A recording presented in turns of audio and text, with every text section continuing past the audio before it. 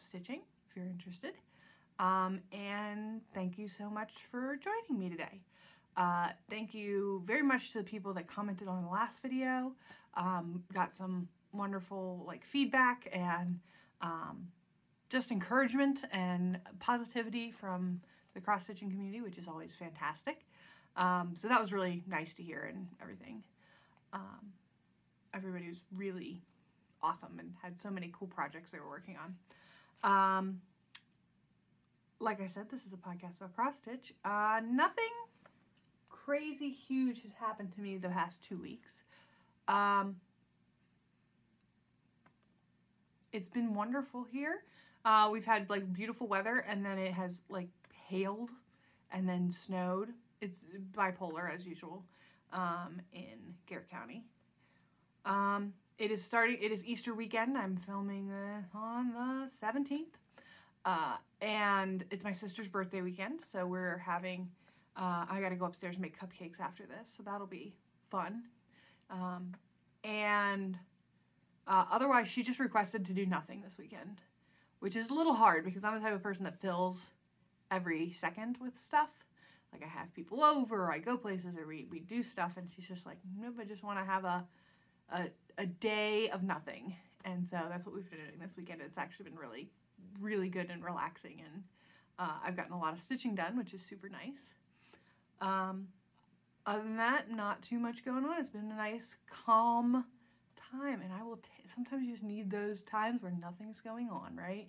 Like you just want those days of quiet, and that's what I'll accept that. So today in the podcast, I have, let me see here, I have 3 finishes, one of which was a finish for a while ago that I forgot to bring last time. I have 3 finishes. I have 2 new starts. Yeah, 2 new starts. Yes, I know how numbers work. And a coming up start. I'm just going to kind of show you what I'm going to be starting probably this afternoon. So let's get into it and let's look at some cool finishes. I have my handy dandy notebook that I got some new stickers for. We do a cryptid crate, a cryptid like loot crate type thing, prescription thing. They always send stickers and they're amazing. So if you are a spooky bitch like me, it's a really cool crate, and they always send a t-shirt, which is nice. My sister takes the t-shirt. I guess I shouldn't say takes, we get it in her size, so that makes sense. So some finishes. So this is one I meant to show last time, so let me start with this. So I am doing Ellen Maurer-Stroh's, I think it's Maurer-Stroh's 2010. She did a free pattern each month for a flower of the month, and they're available for free on her website. Link in the description. And I've been doing them, trying to keep up with the series. I've skipped one so far just to get me back up to being, having these in time. But I will do the whole series this year. And they're fun, cute little things to do. So this one I have is April from, and I had this done last episode, but I just left it at work. I have this on my desk at work. And it is Sweet Peas, which is the birth flower of April. And I think this turned out really nice. I picked this. This is a dappled gray linen that I bought at my local needlework shop, and it just looks really great. The pink really pops. I gotta look back. I am putting the month down at the bottom. The pattern does not have the month on it. It's just a square. And so I have been adding the month. So it can just sit on my desk as a little like, hey, it's April, in case you didn't know. And I added this in, this is Crepe Myrtle by Weeks Dye Works. That's what the April is done in. I've been trying to pick a variegated floss that coordinates just for some interest. I really like this. They're quick and easy little stitches. They're fun to finish up and have, and then I get to show off a little bit of what I do at work, because my desk isn't very personalized at all at work.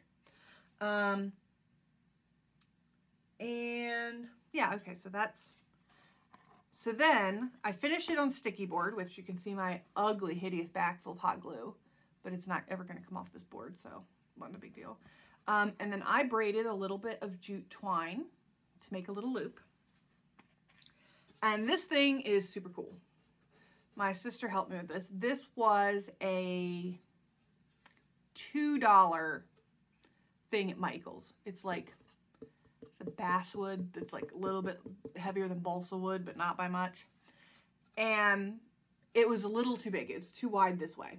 It's like perfectly square.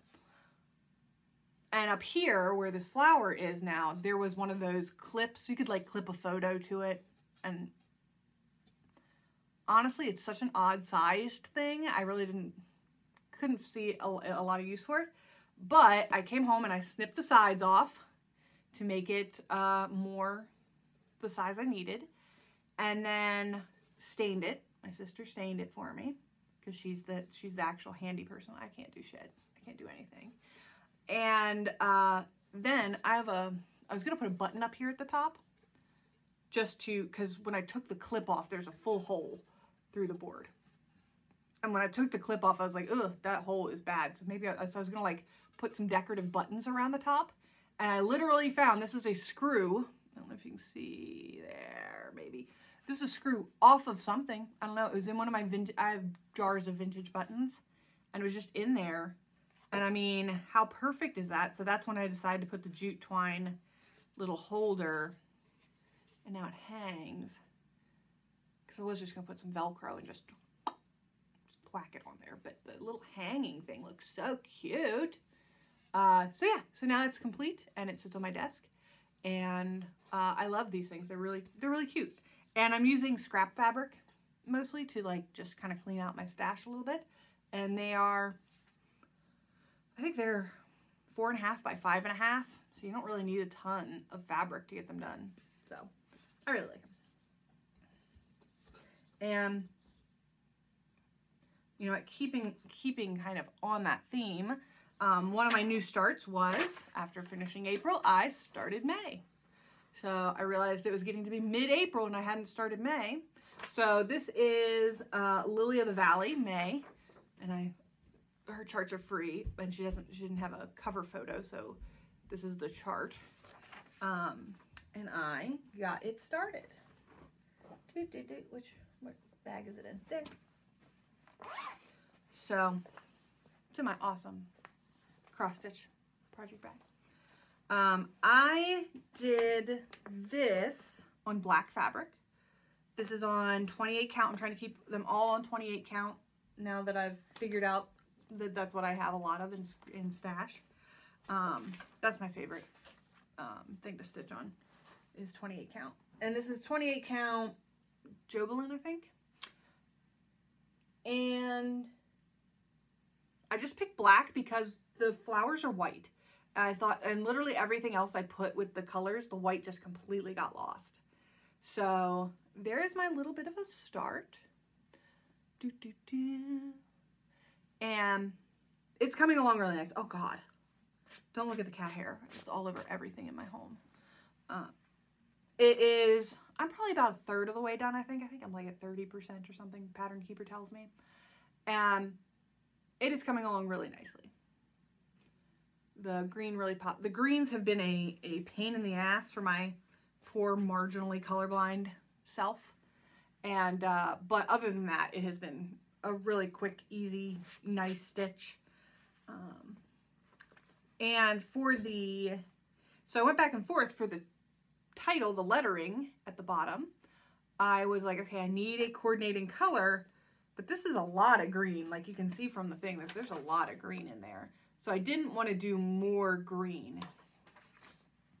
So I thought about it and dug around and looked what my local shop had. But then I remembered that I had gotten, Witchy Stitcher did a Death Before Decaf box, and I got one.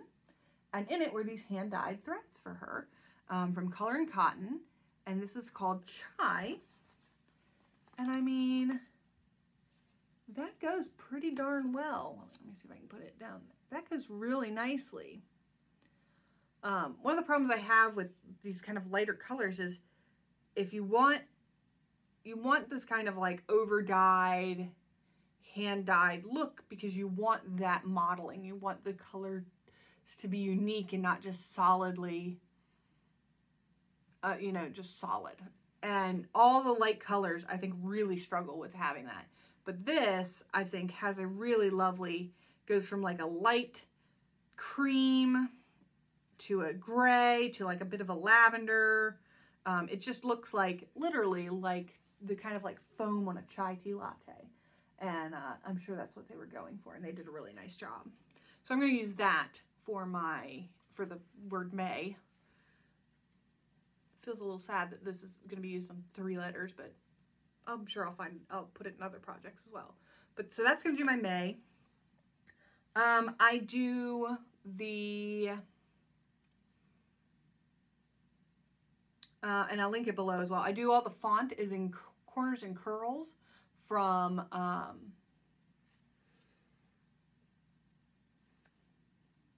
had this last time. It's the Corners and Curls font. It was available on Etsy from ScreamingHeartDesign. ScreamingHeartDesign. I knew I'd remember. And it's a super cute font. It looks really great. Like, look at April. Like, that is just super cute. And so, yeah, I'll have that done. So that's one of my new starts. By the way, I think Monday is the end of the Etsy strike. I don't know if you've been following any creators who've been taking part in that. I know the Witchy Stitcher did it. I know Witch's Garden Crafts did it. I know several other designers were striking Etsy. And I just think it's so insane that a site like Etsy doesn't understand that, like, they don't exist without these designers and these creators. Like you contribute one thing and it's the space. And that's important. Like, it totally is important. Like, I shop a lot on Etsy, because it's such a creative, cool place to find unique things and support designers and small businesses and artists and things like that. And it's a one-stop shop, and that's the benefit, is the convenience of it. And I totally understand that as a new person, it is so hard to build your brand enough to get people to go to your website. Like, I buy all my stuff, all my Witchy Stitcher stuff off her website now, because I just knew, like, I knew right where to go to find all her stuff. But it's just weird to me that, like, people got to get the greed under control, I think, a little bit. Like, these people are so amazing and creative. You shouldn't be taking advantage of them, you know? I don't know. Let me know your thoughts on that down below. Like, it's just been, I feel so good that they're trying to take that into their own hands and, you know, voice how this affects them. So, it's good stuff. All right.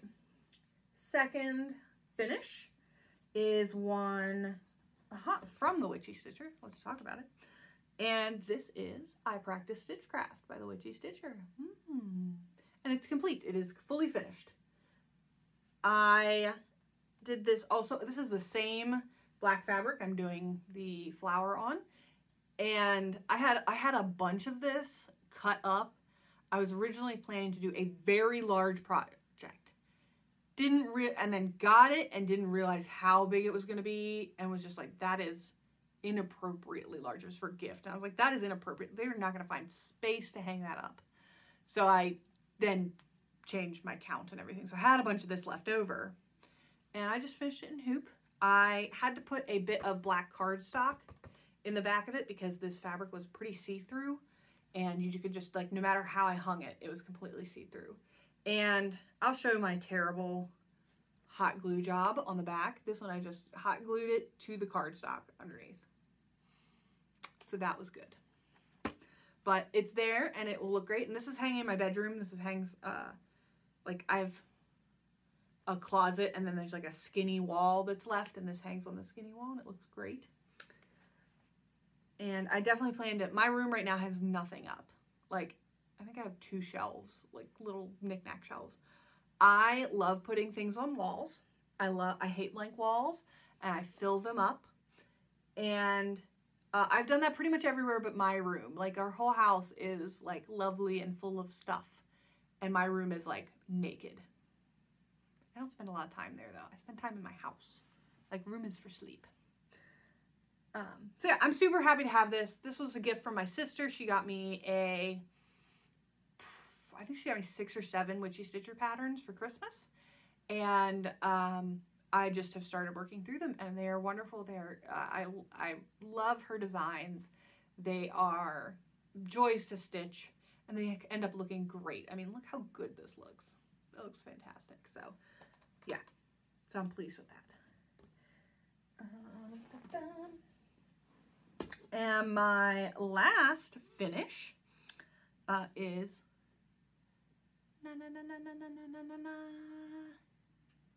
this is Hobbiton by UnovaCrossStitch, and it is a gift from my wonderful friend Ruth. And I finished it up kind of early in I think I finished it up like a day or 2 after last recording. And I showed it to her, and I was like, how do you want it finished? And she said round. So I looked for round frames at first, and then I was like, hey, do you care if I finish it in a hoop? Because, I don't know, some people don't think that's an actual frame. I think it totally is, obviously. I mean, look, I got things framed. But I think it looks so good. And so I took a bamboo hoop that I just had and stained it. This is just stained with a slight walnut stain to give it just not that super blonde look. And finished it. Laced it. Put some felt on the back.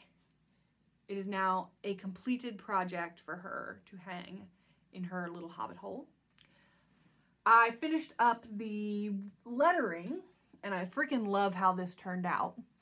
But when I got the second row done, so originally it was going to be light, dark, light. And when I got the second row in, I was like, I don't want it to look like ground there is highlighted, is like actively like bolded or, you know, accented in a way to draw attention. And so then I got the idea to just keep going darker, like it's fading down. And I love that. That worked out really nicely.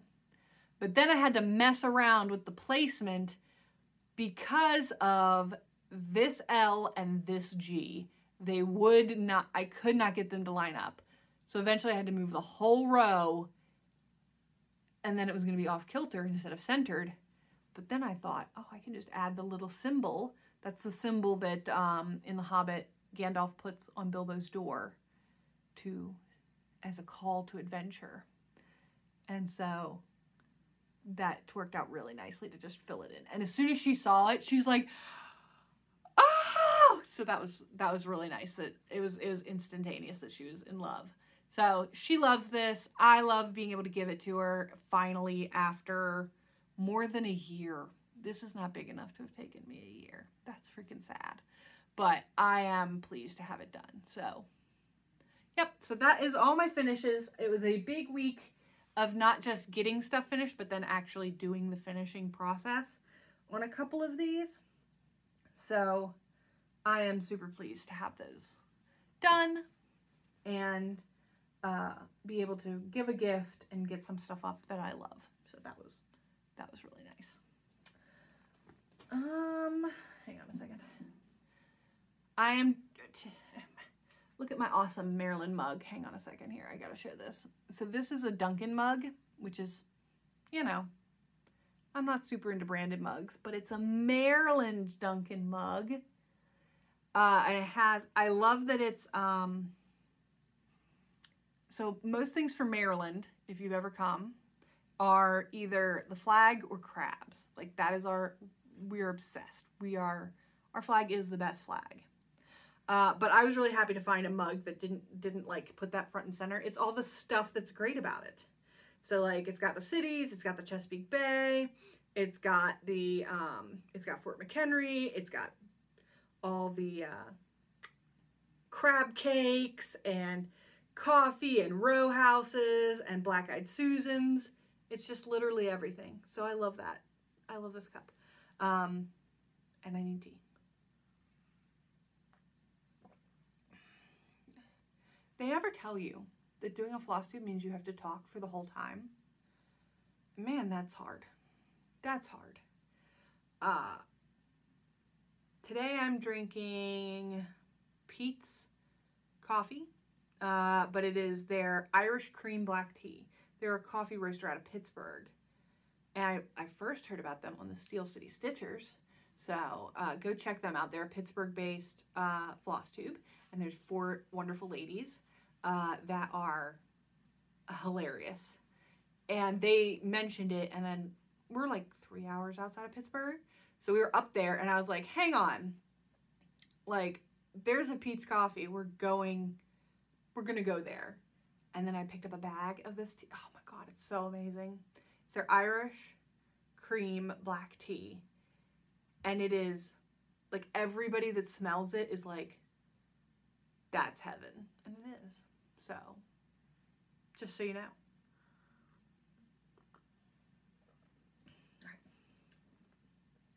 All right, whips. Whips. I can't remember what I'm doing. Okay, I showed one, so I'll just show the other. I don't have an update on Cryptid this time. I really just didn't get to it, which is surprising and a little sad. But I was really into a couple other projects I was working on, this being one of them. So this one is, I thought to print these things. Like in the past, I've always just had to insert videos, but I thought, why do I do that when I have access to a printer at work that can print full color photos and at no cost to me? So this is from the Witchy Stitcher. This is a Stitcher Haunts here. And it's just so gosh darn cute. Look at them little ghosty goose. This is another one my sister got me for Christmas. And I am super excited about it. This is another one that I think is going to go like either in my room or like right outside my room. It's weird as an adult to say my room. Like as a teenager you have my room, but I don't know. I live with my sister, so we have separate rooms. And I am super excited about it. This comes in 2 colorways. So she has one in this like vintage, like washed out, sepia toned colorway, and she has one in a colorful one where things are like purples and greens and really Halloween-y. It's the cutest pattern. And also, I freaking love, I don't know if you saw, the little coffins with needles in them. Oh my gosh, and the scissors on the side. So yeah, it's very appropriate. And I got this started. I'm stitching this on 14 count Ada in the color Oatmeal. And there's my little start. Nope, upside down. It doesn't have a roof on it yet, so it's hard to tell. So there's my little start. Got the doors and windows kind of like started in. It got one little ghost on there. And yeah, I'm enjoying this. It's super just like potato chippy. You just keep going and going and going, and you're really happy the whole time. I am, how far done am I? Let's ask the book. About 25%, about a quarter of the way done. And I'm really liking it. I like my choice of fabric. This was something my sister helped me pick out. And it's like a kind of soft Ada. It's not as like stiff as your standard 14 count Ada can be. So I really like it. It's like a lighter, it's just not as dense. But the one thing I'm kind of like concerned about is there are a couple instances of where you leave your fabric show. And one of them is in the windows. There are these like torn curtains. And then my fabric is the exact same color as those torn curtains. You will not be able to pick up those torn curtains at all. So I'm thinking about filling in with something, maybe a darker gray or a chocolatey brown, something to just indicate that there is deep darkness in there. And there are torn curtains, because you won't be able to see them on this fabric. But other than that, I really like it. I think it's going to look great. I'm going to frame this one, probably. Just because, like, in her pictures, she always frames things in these beautiful, like, crazy gilded frame. I just like how that looks. I'm going to try and find a frame for it. And yeah, so I'm pleased with that. It's a fun start. I put it in my bring it bag. And so this will be my second kind of like spooky stitch of the year. I usually have a spooky stitch going. My kind of rotation is about 4 projects. There's usually a really big one, which right now is cryptids, a spooky stitch, which is this one right now, a gift stitch, which I'll talk about my replacement gift stitch here in a second, and then something else. And right now that's the flowers. So this will be my second spooky stitch of the year. I am doing if you go to the Halloween Cross Stitch Challenge Facebook group, I think that's the name of the group now. You can pick to do like 6, 10, or like 22. I think she has several tiers, 6, 10, 15, and 22, I think is what it is for 2022. Projects, Halloween cross-stitch projects. They can be Halloween, fall, and it is a super fun group. I need to get back involved and show off some of the stuff I've done. But it is a super supportive, awesome group. You'll be tempted way too much. If you like a spooky stitch like me, it is the most, you will not have any money left because it is the most tempting group to be a part of. They are constantly finding the most cool, most obscure patterns and doing challenges and stitch-alongs and the super fun stuff. So if you love a spooky stitch, go join and have a blast. So I'm pleased with that one too. All right. So since I don't have cryptid today, the last thing I have to talk about is it's going to be a new start today probably. So I figured I'd show it, kind of talk about it a little bit, and then next time you see it, it won't be entirely new. Sure. This all makes sense in my head sometimes. So this is, actually I have a paper pattern for this one. Not the happiest about that, if I'm honest. I love me some Pattern Keeper, and so I'm going to probably spend some time this afternoon trying to get this thing in there. But it is a vintage pattern from 1992 from Stony Creek Magazine, and it is adorable. It is adorable. It is, what is their actual title of this project? This is called the Schoolhouse Sampler, and it is so 90s. It is so vintage. I want to call it grandma. It's not quite that bad, but it is kind of. Before cross stitch got really cool. I don't know. It's probably always been really cool. I got this one. I found this on eBay. And when I saw it, I knew I kind of wanted to have it. And then I didn't realize that it wasn't somebody who just scanned this in. They literally, this was part of a magazine. And so I got an extra pattern for free called Lily and Pansies. And it's literally just a little floral motif. But because it was on the back side of the page. So there's a full magazine here. There are a full insert out of a magazine. Like, look. And it is super cute. I got it because my cousin, who is just a little older than me and lives right behind me, like our yards touch, our yards border each other, and she just became the principal at our local elementary school. And my mom was a 3rd grade teacher at this elementary school, so it was kind of like a big deal. My mom mentored her. It was we were always super close as a family, but they bonded over being teachers and being, you know, that is such a, I don't know, like people that are teachers just get each other, and they just really did. And so when she had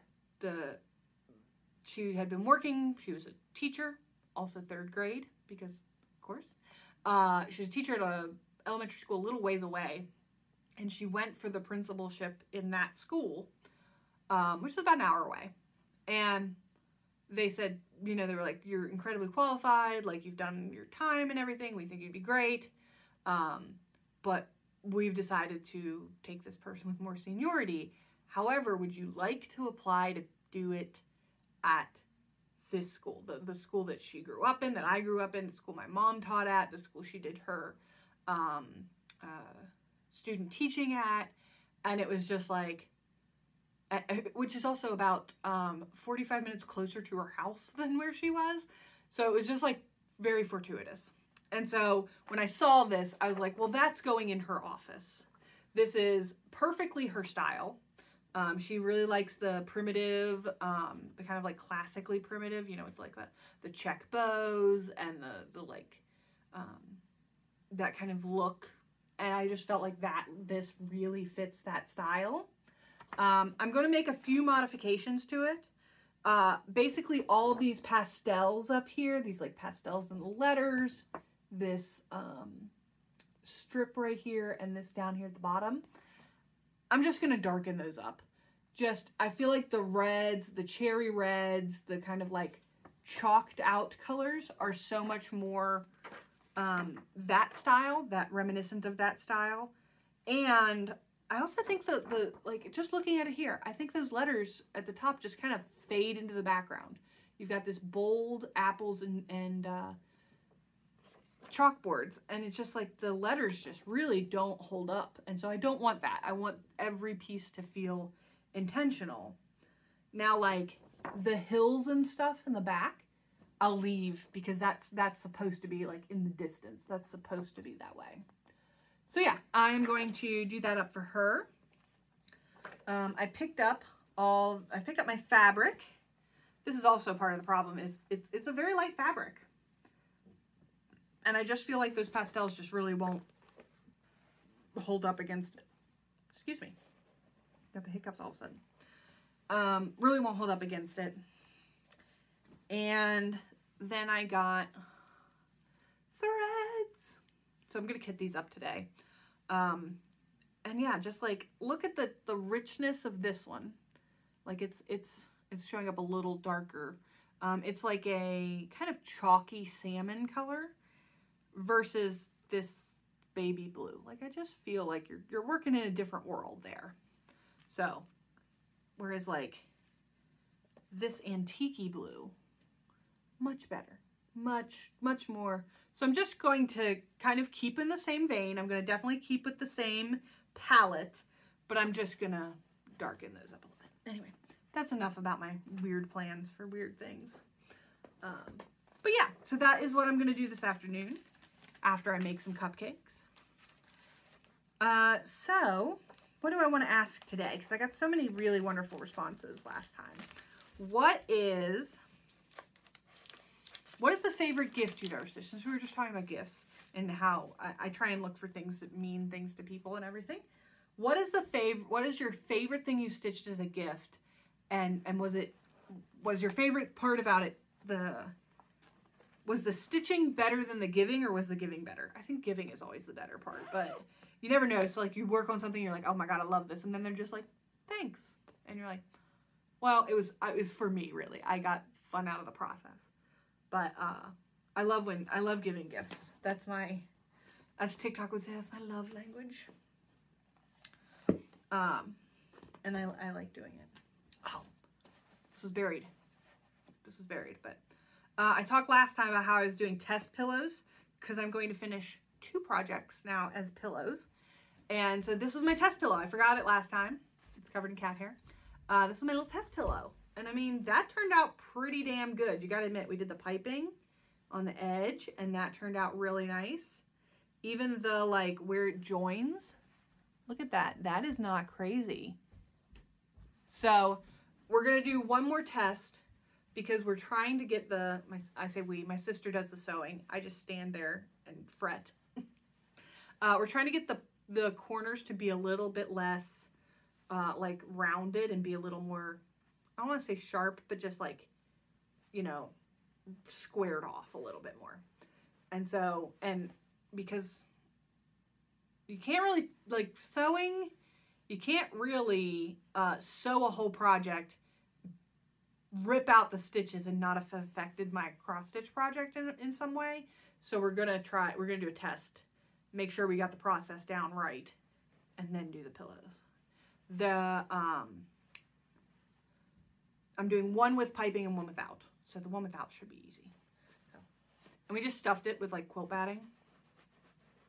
And I mean, that is a damn good pillow. So updates on that when I have them. But it was buried behind my project, so I thought I'd inform you. Everybody, I hope you have a wonderful 2 weeks. I hope the spring weather calms down and turns into beautiful sunny days. I hope we all stitch more and relax more, because that would be fantastic. So you have a wonderful 2 weeks. I'll be back again. Bye.